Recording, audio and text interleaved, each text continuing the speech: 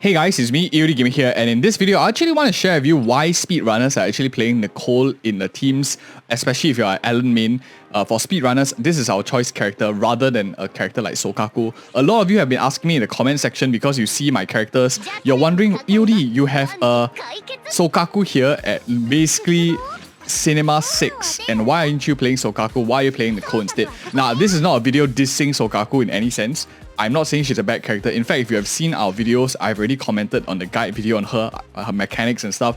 I think she's a fantastic character all the way up to M6, C6, whatever you call it. Very, very strong unit. But the main reason why I play Nicole instead of Sokaku is actually because, and a lot of us actually is because of a resource allocation issue. That's not the only reason. There are other things in Nicole's kit that I want to talk about. But first things first, as you play the current frontier, the first thing other than like the bosses you'll realize is the elemental buffs always change. First floor is good to physical, second floor is like good with electric, and for example here, third floor is good for aether, and the resistances, the corresponding resistances change as well. So this one is like resistant to ice, all of them, making it very, very difficult for you to progress if you have just a pure ice team.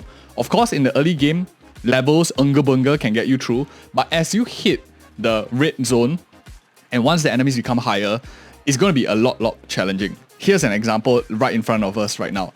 Normally, your first node will be the highest rank, and then slowly it decreases until you no longer have the DPS. But as you can see, for node number 3, I'm still able to hit A, but B, I can't. And the reason for that is because the first half is resistant to ice, and the second half here, as you can see, is not resistant to anything that I am playing. I'm playing physical and ice, and that means that I have to play my weaker set in the stronger team already, because the first half here was slightly harder. As you can see, a much longer time needed. Whereas like a stage that doesn't have that resistance, for example here, not weak to ice, is weak to physical, so I'm benefiting. Here is like weak to ice, weak to physical, so I'm benefiting from my team compositions.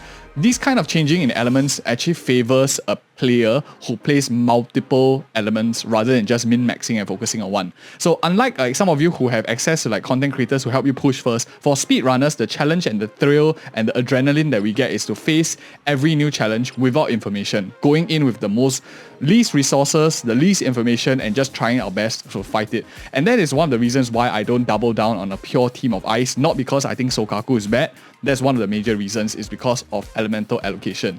If I were to put 3 ice here, I'm left with one team struggling against all sorts of content, and I don't think a team of like double physical with 1 electric will survive on a physical resistance enemy, for example, since Piper and Nekomata are both physical. This way, at least regardless what I have, I can switch Nicole around, switch Grace around, I can switch 1 physical around, just in case I need to put 1 anomaly with my ice team. I can run like a Grace, Nicole, as well as Nekomata triple elemental team if I need some varying comps. There's a lot more leeway and flexibility that I get from running multiple element team compositions, especially since Nicole is a very strong support tool that is super flexible. I won't get that flexibility with Sokaku.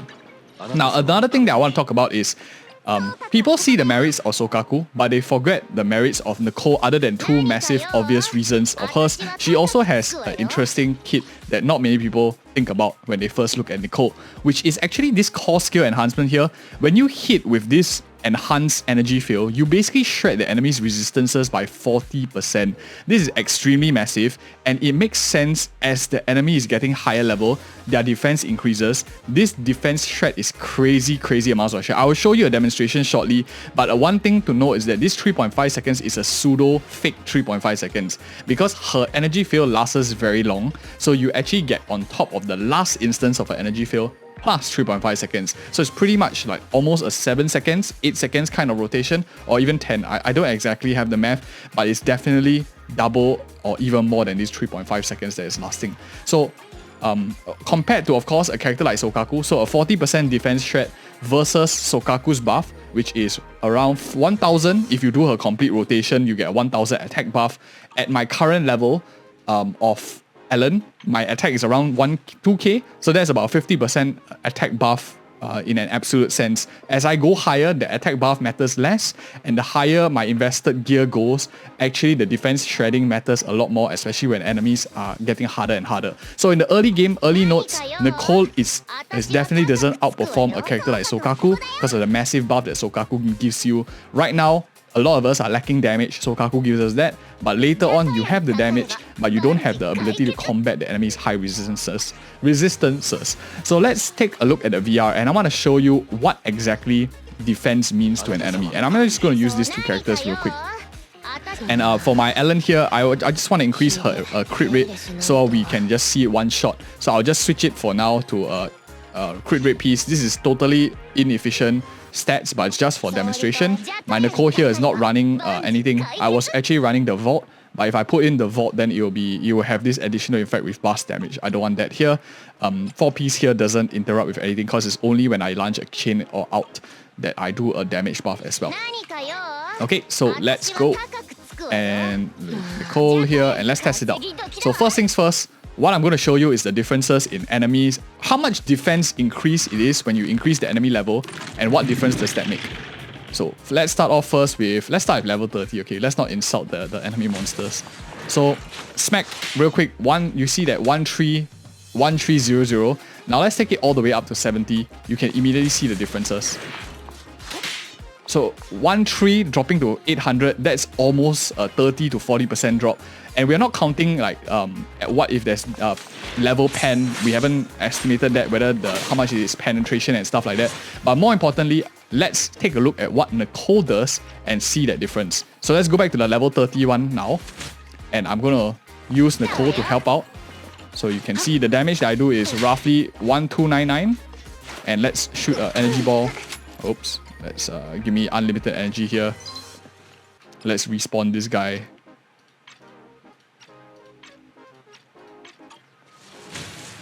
Okay, so boom. So it's still the same. And now you can see it's 1437. So 1299 to 1437. That is roughly around 180 buff, which is very, very minimal. Like 10%, 15%, very, very weak at fighting lower level monsters, which is why a lot of you can't feel her benefit. But now if I bump it up to 70, which is pretty much the monsters that I'm fighting if you're a speedrunner going into the end game. So now let's just remind you the damage. She does about 874 on a crit. 874, and let's use Nicole real quick. Okay. So let me swap into her. So you can see it's a 1069. So previously, how much was that? Let's see, 874 to 1069. That's about 130 difference, is almost pushing closer to a 20% damage gain, especially for these kind of monsters. So that's very, very significant already that you can get from a damage bump. Now, I don't have my Sokaku very well leveled up, but of course, I'm not saying that one character is weaker than the other. Another thing that I want to talk about is actually team rotations that is very good. So defense reduction aside, when you get higher monsters, you can see that the damage reduction is slightly higher versus when you are fighting against lower monsters. But the next thing I'll talk about is team rotation. One of the benefits that you get from Nicole over Sokaku is her immensely low fail time that you get. So this is like the third or fourth reason already. And one of the key things about Nicole is when she's on the field, she's just here, she shoots, and then you're off to your next character. So let's just do a proper rotation here. Enable this unlimited energy. Let's fight a harder monster, which moves a bit faster here. I want them to attack. So, a proper rotation. Let's do something like this. And in combat, I don't even have to stay long on the field. Nicole real quick, and then I pull my E, shoot my E, and straight away into another character with a quick assist mechanic, into Nicole again, into Ellen, and all of this is getting that defense shredding buffs and even more. So you can see rotations is very smooth. So by minimizing the fail time that I have on my characters, like my supports, Sokaku tends to take a bit more fail time. And Nicole has get close as well. So melee characters like Ellen and Lycan need to move in closer towards the enemy. Nicole's bullet combined with the quick assist actually is you are basically the bullet that is being flown at the enemy. You get close on the enemy just when she fires the bullet, when Lycan like swaps in or Ellen swaps in. So it's a very nice get close mechanic that she offers too. So many things put together. The next thing I want to talk about, of course, why Nicole, is that she has access to the vault. This is an insanely good weapon. It's probably the best support weapon out of all of them, in my opinion. It gives you everything that she needs and it's relatively cheap and affordable. Increases entire squad's damage against the target by 15%. Sokaku doesn't have anything like this. Her Bashful Demon here increases attack, but attack, it has diminishing returns. it gives her attack percentage as well, which doesn't help her have more uptime on her skill, doesn't give the team any more buffs and such on and so stuff like that. This one gives a lot of energy regen, gives a lot of energy regen to herself, flat energy regen, damage increase, all at like the first copy. So this is like super amazing. Combined with that, she uses a lot of the other stuff really well too. So Nicole is good for that. And more importantly, like I think the last step that I didn't talk about is she plays into teams that are coming out in future that are very important, which is Zhuyuan teams. So one thing about a speedrunner and a content creator also is that you need to be prepared for the changing meta. This team, this anomaly-based team is strong, but I know for sure that once the Zhuyuan comes out, my Nekomata is going on the bench, Zhuyuan is coming here, and I have to prepare for Nicole coming over to form immediately a double team straight away. Likely going to be a double Aether into a Piper, who knows, or double Aether into a Grace. And then this team here is very flexible because I can slot both Grace or Piper into here depending who I want when I move it over.